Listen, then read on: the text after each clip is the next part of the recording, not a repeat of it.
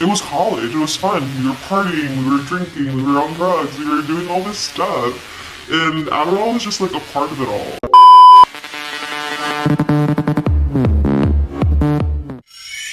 What's up, you guys? I'm basically going to talk about something I've been going through this past year while I do my makeup. Today is September 30th, so that means it's been exactly a little bit over a year that I quit Adderall. I did try to film a few videos about this on my channel, and every time I would post them, I would take them down because I guess I was kind of embarrassed at the time, and I was still in the midst of my healing journey with the substance, so I wasn't exactly confident to post that. But looking back, I also could have like really helped someone. So I'm trying to just talk and post because I know that sharing my story could help at least one person, and if I could do that, then I did my job. How did I get into taking Adderall in the first place? I feel like my story is really similar to a lot of people. I started taking Adderall in college. I enrolled in my local university right after high school in 2015. I did not know what I wanted to do with my life. I just knew that in order for my parents to not disown me, I had to go to college. So that's what I did. I went to university. You know how in college you have those lecture halls and they're super like, as someone who likes more intimate settings, it was just super overwhelming for me to be in like a big classroom setting of like 50 people. I just felt super anxious and I could never focus in class, and I was literally failing in all my classes, you guys. I remember I was taking a earthquakes and volcanoes class, and it was like known to be one of the most fun classes, and I was failing, bitch. Like, I was like, what the fuck is an earthquake? And I just remember like freaking out because I was not doing well in school. And mind you guys, I wasn't even drinking or anything during this time. I was probably mildly drinking and just not getting into like the whole party scene, but it was because like I couldn't think. I don't know. So I had met somebody through one of the school organizations that I was really close to, and I was confiding in him and telling him about like how I've been feeling,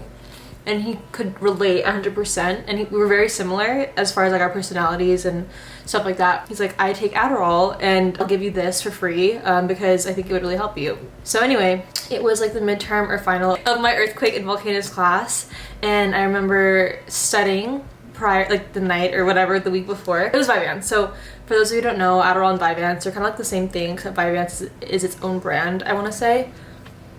Actually, I'm not 100% sure, but pretty much one and the same. So I took my first Adderall. I believe it was like only 10 milligrams or probably 20 milligrams. And I remember, you guys, when I took it, it was the first time that I could just like hear myself think like clearly and not have like a bunch of like, I don't know. Even like right now, I'm off of it. It's still hard for me to formulate my words, but you know, I'm working on it. But the point is I felt so clear-headed, and I was able to study, and I fucking passed the final. Ultimately, I ended up getting prescribed from my pediatrician because I was still seeing a pediatrician at the time. But I told her about my story, and she had prescribed me Vyvanse. So my intention was to just use this for college because I had to pass. I wasn't gonna drop out because my parents are Asian and they were gonna kick my ass if I did that. So I had to finish with flying fucking colors or else. So that's what I told myself. I was like, okay, I'm just gonna power through and pray that this Vyvanse will help me. And it did, you guys. I ended up graduating from my dream school, became the cum laude or whatever. I was like on the top 3.8%, or I don't even know. Bitch, I should not have gotten that title because I don't even know. But I graduated and everything was great. There's a lot of pressure in college to do well. So after I graduated, what's next? There's a lot of pressure to get a job and to do well in that.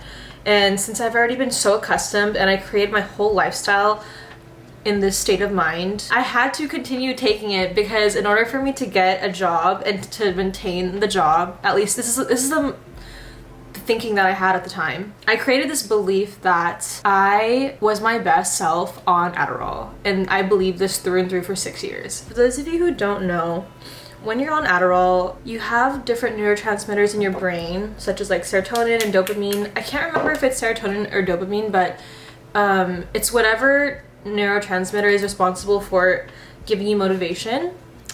Typically, people with attention deficit disorder or ADHD don't have that dopamine response when they finish a task or something like that. I could be totally wrong, but this is what I remember. So when you take the Adderall, it's like a synthetic version of that, so it balances you out. Which is why if you don't have ADHD and you take it, you probably feel like a high or euphoric feeling, which means you don't really need to take it because you naturally, your baseline, you already have that dopamine. So all that to say, for the 6 years that I've been taking it, my body naturally stopped producing whatever, dopamine or serotonin because it was so reliant and dependent on the medication. And you guys, like before I even went on the meds, my mom was really against me getting on because of this, because she's a nurse. She knew that this was a high possibility, and honestly at the time, like, I didn't care. I needed it. I needed the drugs. So yeah, I just got so used to it, and my body had already adjusted to operating on 20 milligrams of Vyvanse every day. I think I started taking it from the age of 18 to 24, I want to say. It was college, it was fun. We were partying, we were drinking, we were on drugs, we were doing all this stuff. And Adderall was just like a part of it all. And it was fun to mix it. It was fun. It was fun to drink, to dirty roll. It was fun to do all that stuff. It was fun to like be a crackhead and stay up. It was fun to be on Adderall and work out because I would never eat. I was the skinniest and most fit at the time. It was addicting on so many freaking levels. There was no reason for me to quit. Because at the time I wasn't thinking of the long-term repercussions. Like I wasn't thinking that, oh, maybe this isn't sustainable for the rest of my life, or maybe this isn't good to be dependent on it. I just like knew at the time I was living my best life on it. So I was heavily dependent, and I guess you could even say addicted to it, because I would take it almost every day, except for weekends. Oh, actually no, sometimes I would on weekends if I was partying. Fast forward, you guys, 2020, whatever year coronavirus pandemic started, that's when everything went to shit for the world and for me especially.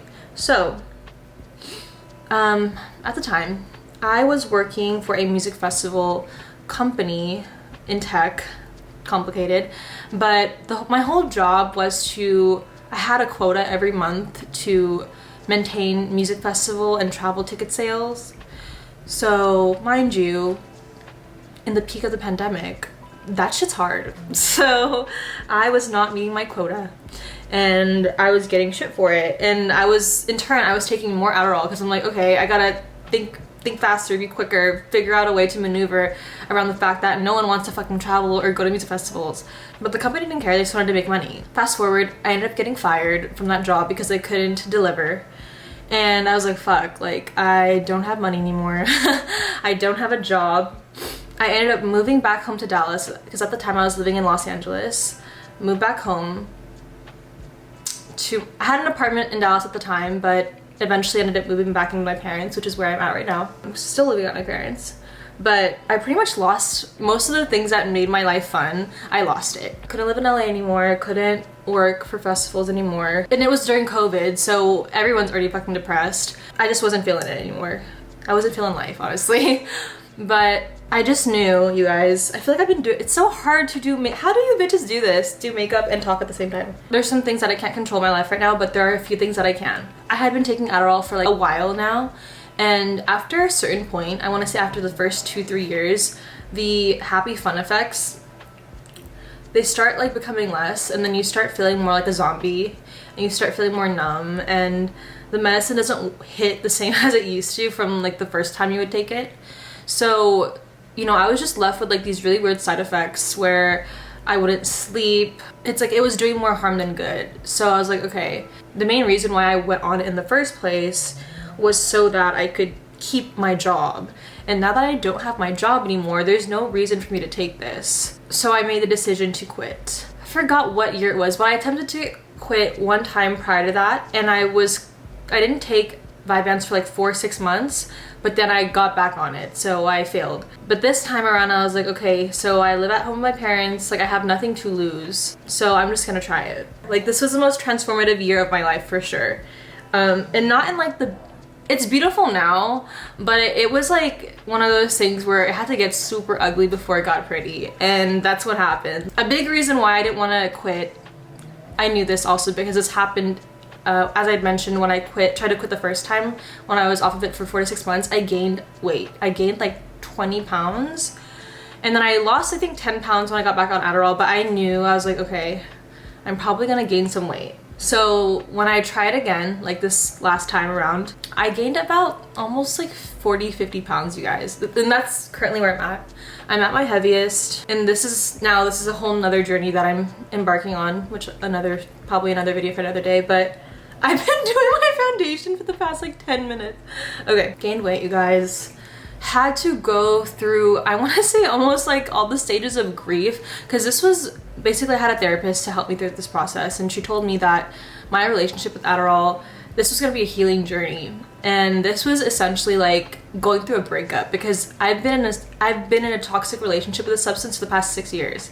So I had to break up with a version of myself that I had known to love. And like I said, I identified myself being the best version on this medicine. It's so hard for me to articulate my words, but it's as if I had to kill this version of myself to make room for a new version of myself. And it really felt like that, because it really felt like a part of me died that year. I know it sounds so dramatic, but seriously, like I look back and I'm like, it's really hard to explain, but a part of me fucking died when I said goodbye to the drug. So all that to say, I'm here now, but backtracking a bit, I think the biggest help for me was getting a therapist, and I didn't willingly do this. My mom really pushed me to get a therapist. She found someone for me. I'm so blessed and spoiled to have that, but if you're going through this, like, if I didn't have my therapist, you guys, during this process, I probably would have been able to achieve it, but at a much slower rate. So I was able to find a therapist that really understood my situation, and she didn't force me to do anything that I didn't want to do. Like, she was super supportive of the fact that I wanted to get off, because most physicians, if they heard the situation, they probably would be like, you need to stay on the medication because, you know, a doctor prescribed you that. But my therapist knew that I knew what was best for my body, and she supported that, and that was so essential, because I saw a psychiatrist or something prior to her, and they didn't want me to get off the medication, and I was convinced to not get off of it. But something at the back of my mind just knew I needed to let go of this, because I wasn't planning to be on this forever, and I just wanted to get off of it and become myself again. Like, that's truly what it was. So having that professional help really made a world of a difference, because she was someone who in my life that I could talk to on a weekly basis, which is what I did. I talked to her for a year, because honestly, you guys, the friends and family that I had, they would be there and listen, but no one really would understand what I was going through. And if someone doesn't know what you're going through, like, all they could really do is listen. And it's like different when you're trying to break an addiction, you know? I needed professional help, because in the past when I tried to do it, you know, I was unsuccessful. But anyway, I'm gonna just do my brows off camera because I cannot. I don't want to scare anyone who's going to go through this process, so if anything, like, this is like a warning if you do want to hear this or you don't, but I'm just sharing my experience because this could be different for everyone. But these are the things that I had to go through in the beginning of the process, which were technically withdrawals. So the first, I want to say 4 months, maybe 4 to 6 months, you guys, I had horrible insomnia, and I had I don't know if it's panic attacks or anxiety attacks, but I had to go to the hospital because I didn't sleep for 4 days, and it was so horrible. I started hallucinating. Mind you, the reason probably for this was because I started a new job while going through withdrawals. That in itself is a whole nother video, another story for another day. It's like whenever one thing goes wrong, like, everything goes wrong. It was one thing for me to start a new job, but like everything in this job was going to shit, and I was going through withdrawals. So it was just a super tense time for me. So the first like 4 to 6 months were fucking rough. Also during this time, you guys, I was sober. I didn't drink alcohol or smoke weed because I wanted to really process, like, the advice from my therapist was to try to like eliminate any other distractions so that I could really heal during this process, which was, I'm so glad I did that. But I basically quit smoking weed and drinking alcohol, and I was also celibate. During this time, I really wasn't getting any pleasure from anything or any excitement or happiness. I wasn't seeing friends. I actually lost a lot of friends during this time because like I wasn't, for one, I moved back to Texas, so most of my friends were in LA, and the people that I did know in Texas were people that I would party with. So I wasn't getting a lot of dopamine or happiness from anything, and I would try my best to like go on walks and stuff and work out, but TBH, you guys, that would only, like, it was helpful, but it's like when you're going through something like that, it's like a walk isn't gonna fix it. Like, it's gonna help, it's gonna like be better than you sitting on your ass and not doing anything, but like I was just so fucking down in the dumps. I don't know what else to say. I was so fucking sad, and the only thing that gave me any little bit of happiness, temporary happiness, was eating and like watching movies and shows. That's all I did for the first like 6, probably even 7 months, because I was in social, I didn't have, like, I was so isolated from everything because I was just trying to like stay afloat in this job while going through the withdrawal process, and it was horrible. So I guess like my advice to anyone is to have people that you could really rely on that will support you through this process. I didn't start feeling like myself, at least mentally, I want to say maybe 6 months into this process, but it took a while. Even now, you guys, so the things that I'm dealing with now, I still have to take a sleeping medication to fall asleep, so I'm trying to do one thing at a time because it's just so much. And then another thing is now the weight loss, so that's the biggest thing. However, I will say during this time, being at my heaviest, I really had to learn how to love myself, and I'm still learning. I feel like that's what life is. We're continuously learning to love ourselves through every phase and change that we go through. But looking back, you know, that's kind of why I went through all this, is to learn how to love myself, not just with the weight, but my mind, because now I had to destroy that idea that I was my best self on the drug, when in actuality, I'm my best self naturally. And that is something that I am embracing. That's why I say I feel like a part of me died, because I'm learning this side of myself that I haven't met in a while. For me, in order to practice the ultimate self-love, I need to feed and nourish my body with amazing healthy foods, and to fall in love with moving again, dancing, all those things, and just really embrace being who I am at the young age of 25.